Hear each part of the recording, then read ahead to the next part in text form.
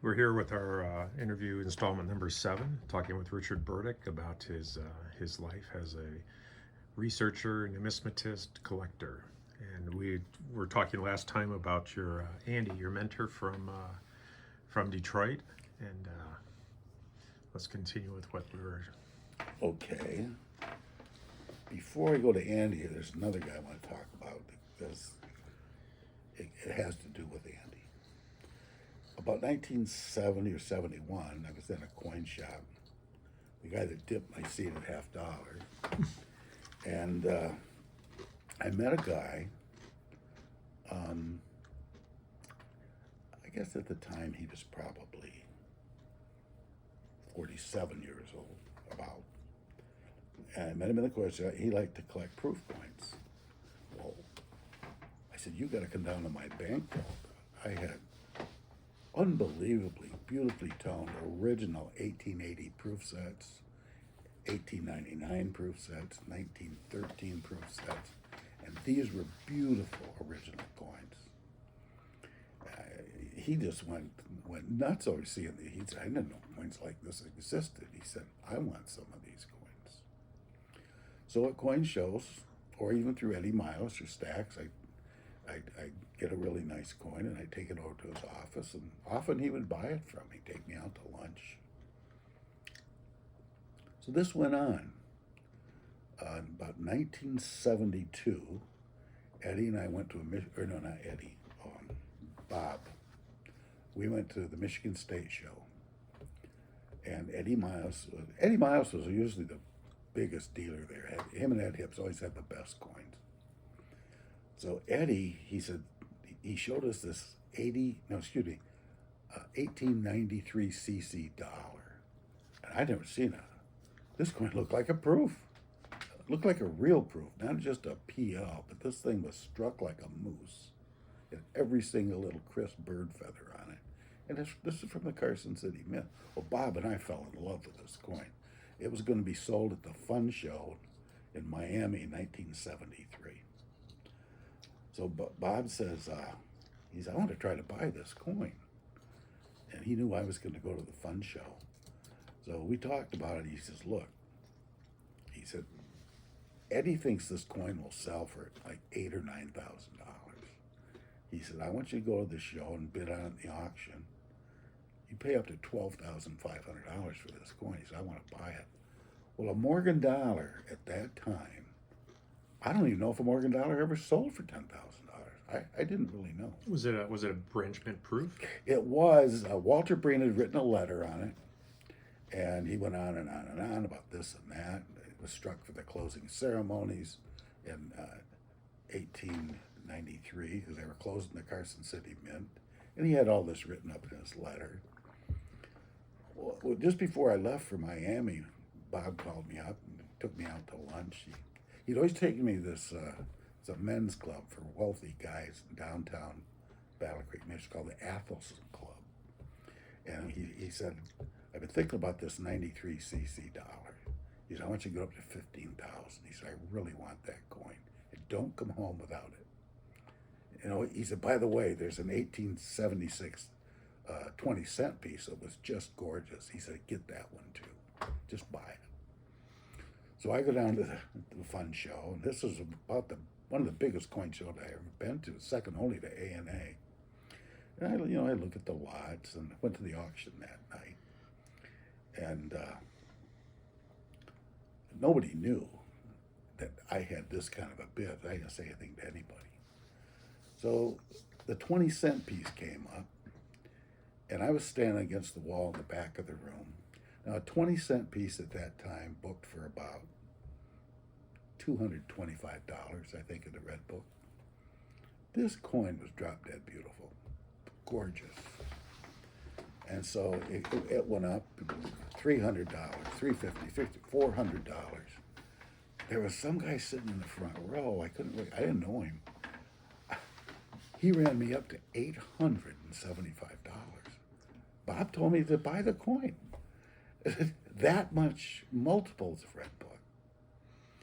So Were there oohs and ahs? oh, and there gasps for the it was room? rubbernecking. I was sitting kind of front. No, I'd been standing against the back wall. And the guy that ran me up was in the front row. So not long after I bought that coin, this guy comes walking up to me and he hands me his business card. His name was Claude Davis from Angola, Indiana. He's a doctor. Now here again, you meet people in life, and some of these people, it's like a Charles Dickens novel, because they stay with you through life and you have so many of these experiences with them. So Dr. Davis, not long after, well, we lived only 60 miles apart, and I went down to visit him and his wife, and I didn't have the 20-cent piece, of course, because Bob had the 20-cent piece. But a coin I did have with him is that 1879 dime that I bought from Andy. And I showed Dr. Davis this coin. He says, well, how much is it? And I said, Doc, I had to pay extra for this coin because it's so nice. It cost me $315, but I'll sell it to you for $325. And he says, I want to buy it for $320. And he loved to negotiate. And I said, no. He said, okay, I'll give you $325. That coin remained in his collection until I sold his collection about 2003. What did the coin end up grading out when slabbing started? Well, the first time I sent it in, it 64'd. And I knew that wasn't right, so I took it back out of the holder. And I sold it sold it to a guy named Mark Kranz. And what year was that? Actually, Bob died in 1985, and I negotiated with Stax for them to auction his coins. So I went there to buy that coin. It cost me $4,500. So the $850 was a high price, but $4,500 was a high price. That was in a 64 holder. Of course, Mark Kranz got it a 65 holder. And I didn't finish the real important coin back to the 1973 auction. What happened with the CC? That's what I'm getting at. This coin put me on Main Street. Because nobody really knew me, Eddie Miles and a few other people. Harvey Stack, David Bowers. Now that I go back there, I'm remembering all these other things that happened in the early 70s, really important things that happened later in my life. So they started off this 93cc dollar at about $4,000 or $5,000, which was a very strong price for a American dollar at the time. And it flies past $10,000, $11,000, $12,000. The bidding starts slowing down. And it's down just between, this guy was from Pittsfield, Massachusetts. Bill something, I can't remember his last name. But he had a collector that specialized in Carson City mint coins. And Bob would say, bring home the coin, but try not to pay over $15,000 for it.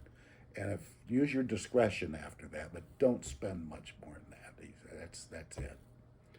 Though this coin goes out 10, 11,000, 12, 13,000, and I'm bidding against it. I know him. This guy pays big money for coins. I think he got the $15,000 bid. No, I got the $15,000 bid. He bid $16,000. Now he had the $17,000 bid, and I raised my hand at $18,000. This very well could have been the first Morgan dollar to go over $10,000 at auction. I think it might have been. And I got a standing ovation. I started seeing a lot of coins after that. Eddie Miles had no idea we were going to do that. He knew he liked the coin, but he had no clue. He didn't really think it'd bring over $10,000 because he told me 8,000 or 9,000. That's it. So I got to be real chummy with Eddie Miles and other people after that. Did you win the coin at 18? Yes. Was your friend happy or unhappy when you got home? He said, would you like to buy a percentage of this coin? Yeah. So I bought a $2,000 share in it. This is really important right here because I was so intrigued with this 93cc dollar mean, nobody had ever seen that I talked to. This coin looked like a real proof. And Walter Breen said it was. So I started looking. When I go to shows at they were hard to find back then, Unk 93cc dollars. And something I had noticed about the one that we had, and I didn't know what caused it at the time, that between the eagle's head and the right wing, there's like two V-shaped things. They weren't really supposed to be there. So I started asking around. I think it was Andy. He said, those are clash marks from the dies coming together without a planchet. And after that, if the guy running the milling machine, it's a flaw. It's his job to correct that, so they can take the dies out and put them on a little light grinding wheel to get rid of these clash marks. But they could only take so much off because they start ruining the design of the coin if they take too much off. And after they grind it, they put it on a buffing wheel to buff the grinding marks out. Well, that's where those little V's came from. Andy told me all this. That's how I learned about lapping dies and polishing dies and about the binning process. This guy really knew what he was doing. So I kept 1974, 75, 76. I kept looking. And finally, all of a sudden, there was a lot of 93cc's around on the marketplace because the Redfield, I think there was a whole bag of 93cc's in there. Now, they weren't all night. They were, a lot of them were bag marked, but all of a sudden, I got a lot of them to look at. And I kept noticing that some of them, now the coins are frosty. They weren't hardly any proof like at all. And I found 93cc dollars that had the full clash marks on them. You'd find some with no clash marks, what ended up being in my research, the fresh dies before they had a chance to clash. And there were other ones that had the clash mark went way down. There'd be one that you'd start seeing with two. And each time when the mint, the guy that ran the stamping machine, they kept repolishing the dies because this is a flaw.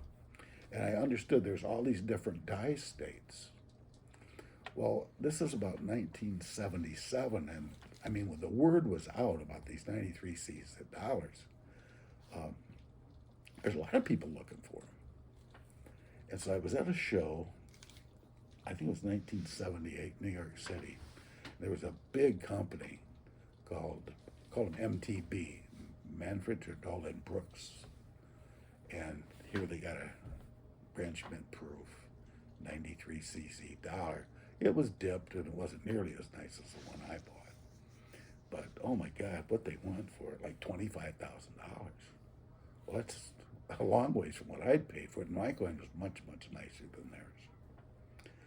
So, going back to part of my research for 93cc dollars, this is a very important thing.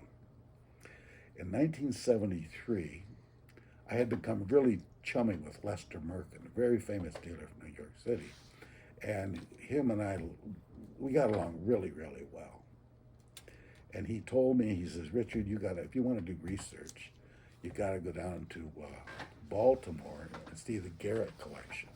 It's in this old mansion that John Wirt Garrett had given his whole coin collection to, actually his sons inherited, and then they later bequeathed it to Johns Hopkins University. So Lester, he called up the curator of that museum in Baltimore. Carl Carlson was his name. He was known to be a real big-time researcher and knowledgeable about coins. He actually used to work for Stax.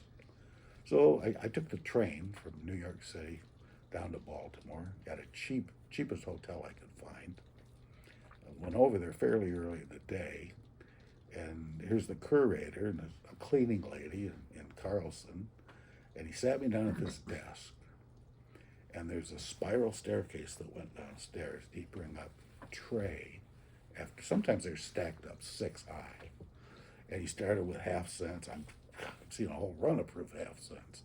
Here's a bunch of, not as many large cents, but proofs anyway. But after 1858, they were complete proof sets.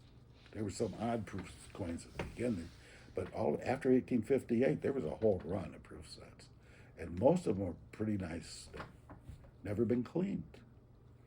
And I'm sitting. I mean, there was tray after tray. He would go walk away and leave me there for an hour or two, and I'd study the coins, take down notes. So he came back just before lunch, and he says, "Do you know how to clean coins?" And I said, I don't like to clean. He says, "Oh, let me show you. I'll tell you the right way to do it.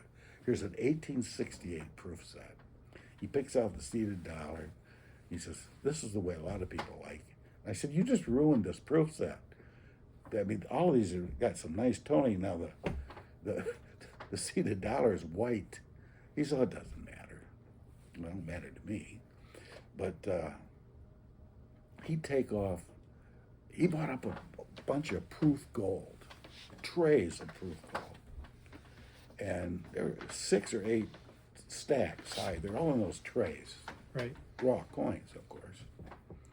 And he said, "I'm going out to lunch. You just sit here and play with the coins." He left me there alone for about 2 hours. He came back. He had maybe a 5 martini lunch. And he says, "Are you done?" I said, "I'm not quite done with these." He said, "Let me know." He said, "I'll go down and get another stack." And he brought up, and I find then he takes this stack down, and he'd take off and leave me there. I stayed there 3 days studying the Garrett Collection when it was still, it was still, nobody ever sold anything out of this. So I'm getting off on another side. I didn't finish the 93C story, but I learned a lot at going to Evergreen House, the Garrett Collection. Of course, later on in 1976, John Hopkins consigned the proof gold to stacks. And I went to that auction, standing room only. People were leaning in the doors, bidding. It was just wasn't my first big auction, but this was people were really serious about buying these coins. There were a lot of nice proof gold. So I got exposed to that after seeing the coins. I got exposed to some really nice stuff. One thing I did notice, though, they had the St. Gaudian's 1910 Roman finish proof. It was one of my favorite coins in all the gold coins. And the one in the auction, this isn't the same coin. At the meantime, from 1973 up to 1976, somebody had switched those coins. Because people were, he'd walk off and leave you. Another coin they switched is a 1913 matte proof nickel. That was another coin they switched. You had the photographic memory where you just remember the coins. That's one thing. My research, I always tried to remember the finest one I'd ever seen. And that way my mind would go here. And that would change 5 years later. I might find a better one. But I kept all that right in my head. And, it went on to the Garrett Collection. A big portion of it came off in 1979. And I had just hit a Morgan Dollar deal. And I made about $25,000. And actually, it was a hoard of seated half dollars. This guy hoarded seated half dollars from 1879 to 1891 because they were very low mintage. Well, after he died, his daughter came over to the house, and I went to her house actually, and they had like 7 bags of 90% silver, and there's a whole bunch more to that story that should go way back. What ended up happening with the 1893 CC? You saw the one that MTB had for 25,000. Yes. But So I kept studying.